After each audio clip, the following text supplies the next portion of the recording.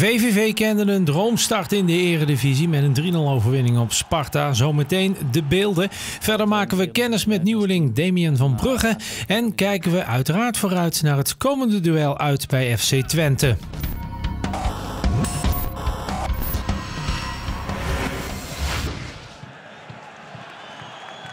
Leemans mag door. Van Krooi. Komt wel tot een schot, maar gekraakt. En nu misschien Dekker. Dat is een goed balletje. En is dat de eerste goal? Nee, dat voorkomt Breuer. Tissoudali bijna. Floranus. Volas. Ja, dat is een beste kopbal. Via de lat in handen van Onderstal. En daarmee geeft die spits Volas zijn visitekaartje even af hier in de koel.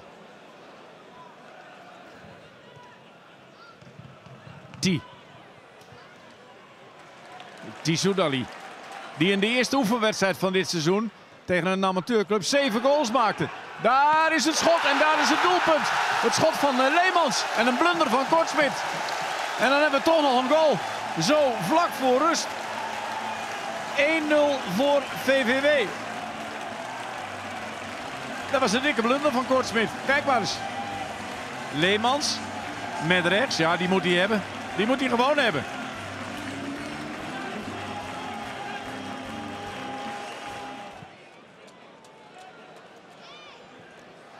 Die klopte Chabot daar. Die dan. Wat kan hij? Gaat hij zelf? Hij raakt de lat en dan. Hij raakt de paal van Krooi. Wat een sterk begin van VVV. En wat zwak verdedigd, met name van Chabot daar achterin bij Sparta. Daar was het bijna 2-0.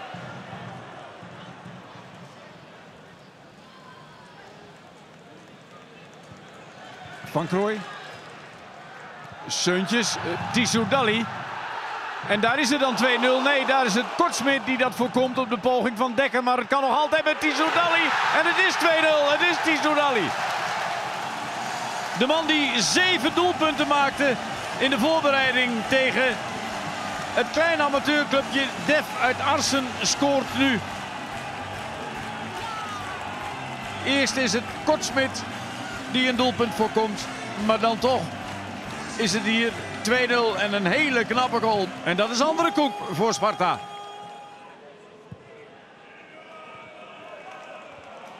Sanusi. Sanusi. Rechts is Floranus weer vrij. Sanusi op weg naar 2-1. Nee. Beste kans hoor.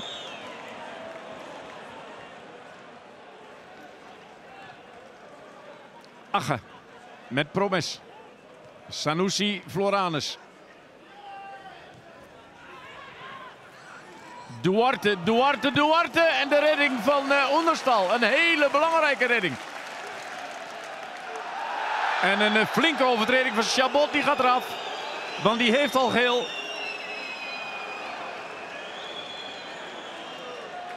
Ja. Je kan praten wat je wilt, jonge vriend. Rood voor Chabot, ook dat nog. En dan wordt het wel heel erg moeilijk voor Sparta.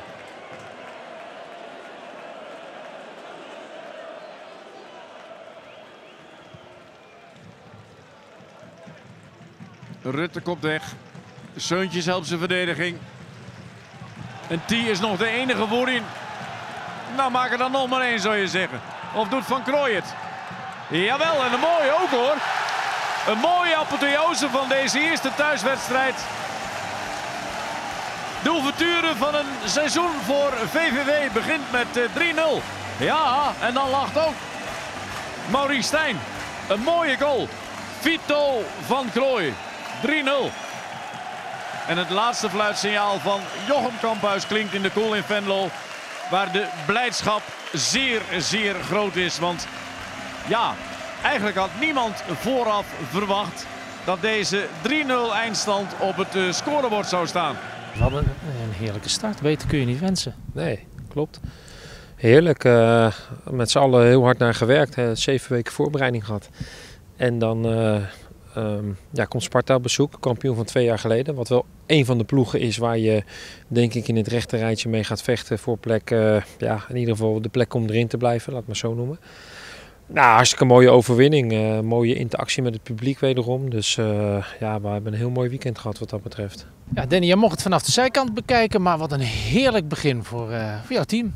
Ja, het is eigenlijk het begin wat je hoopt. En ja, je ziet gewoon dat thuis de eerste wedstrijd hartstikke belangrijk, wat spanning op. Je zag gewoon dat het een eredivisiewedstrijd was en die hebben we heerlijk met 3-0 gewonnen.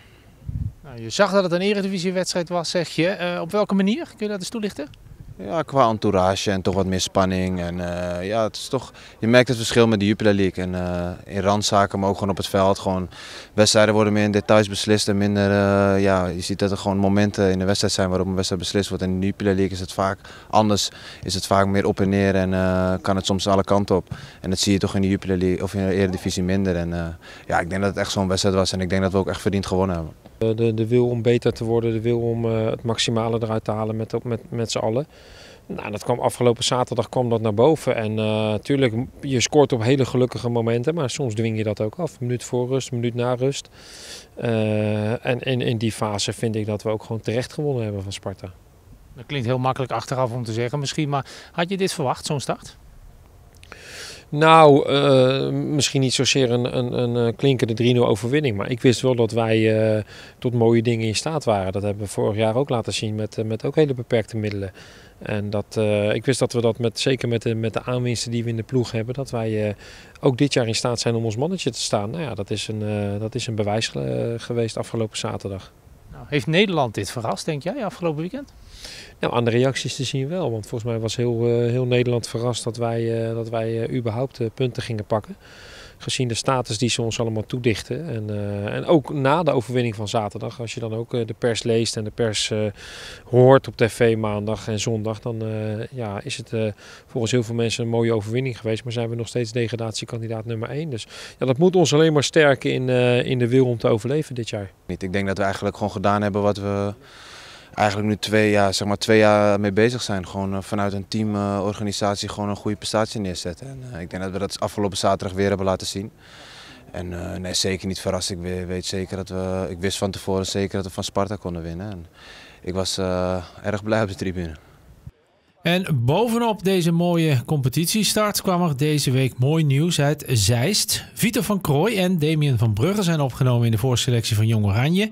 En Tristan Dekker voor Oranje onder 20. Dat betekent dat we hier met het hele kleine groepje staf en mensen hieromheen ja, uitstekend werk leveren om de jongens te prepareren tot international zoals op dit moment. Dus vind ik een heel groot compliment voor de club. En een hartstikke groot compliment naar die jongens zelf. Want uiteindelijk kun je ze veel aanreiken. Maar ze moeten het altijd zelf doen. En dat laten ze al een hele lange tijd zien. Dus het is goed om te zien dat ook de bondscoaches dat zien.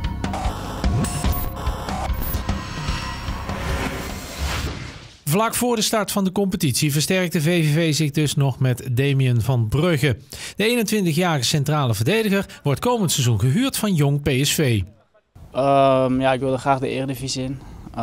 Bij PSV was die mogelijkheid er niet. Dus toen ben ik me gaan oriënteren op andere opties en mogelijkheden. En ja, ik had wel een goed gevoel bij VVV na gesprek met de trainer. En ja, vandaar deze stap. Ja, waar hoop je op dit seizoen? Nou ja, in ieder geval dat we in de Eredivisie blijven als team. En ja, zelf hoop je natuurlijk ook aan je minuten en aan je wedstrijden te komen. Dus ja, de 2 jongens die er nu staan hebben het vorig jaar goed gedaan. Hebben het afgelopen zaterdag goed gedaan. Dus voor mij te laten zien in de komende weken, of misschien maanden, dat ik erin hoor. Nou, ik kende Damien al langer uit zijn periode bij Ajax en zijn periode bij PSV. En wij waren op zoek naar iemand die centraal achterin kon spelen. Nou, dat kan hij. Heeft al op Jupiler League niveau heel veel wedstrijden gespeeld. Jeugd international, nu ook weer international van Jong Oranje. Goed opgeleid en ja, bereid ook in zichzelf te investeren. Die is bereid om keihard te knokken. We hebben heel duidelijk aangegeven in het gesprek dat Gerald en Niels de voorkeur krijgen omdat ze op basis van vorig jaar, maar ook op basis wat ze in deze voorbereiding hebben laten zien, een uitstekend centraal duo zijn. Maar dat hij de kans krijgt om als er iets met hun gebeurt, schorsing, blessure of als een van de 2 gewoon een langere periode niet in goede doen is, dan komt hij in aanmerking om snel in de ploeg te komen. Gewoon een heel eerlijk verhaal. Nou, daar is hij mee aan de slag gegaan. Ik heb hem van de week al ingebracht als controlerende middenvelder, omdat we daar toch wat problemen hadden. Heeft hij uitstekend ingevuld afgelopen zaterdag. Heeft heeft zijn duels gewonnen.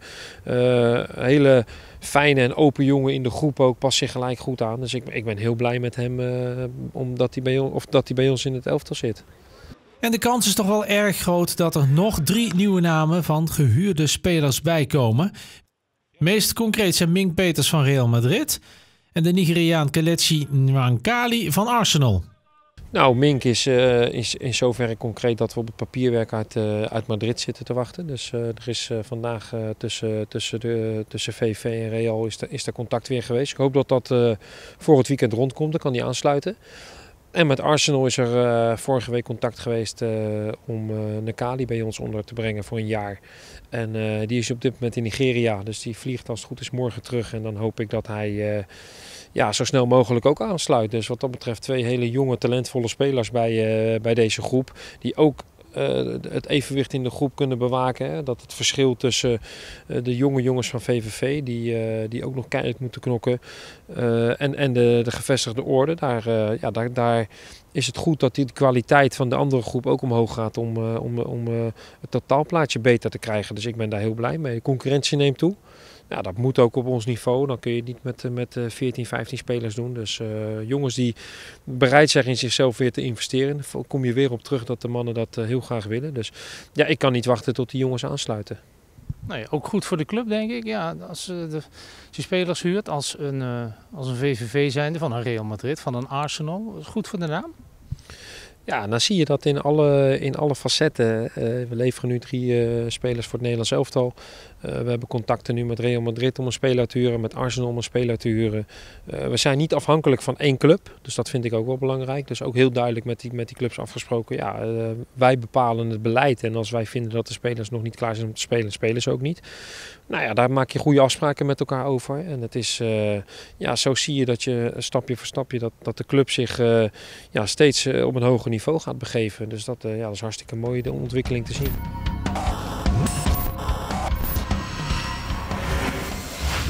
Danny Post is er weer bij tegen Twente na een wedstrijdschorsing. Hij staat te trappelen om zijn rentree te maken in de Eredivisie. Hij mocht er al eens aan proeven, zo'n 6 jaar geleden alweer.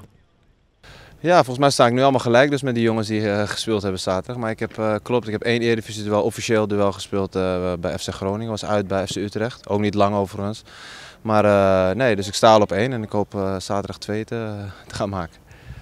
Nou, het gaat toch wel gebeuren, of niet? De aanvoerder zal toch wel terugkeren in het team, of niet? Het lijkt me wel. Ja.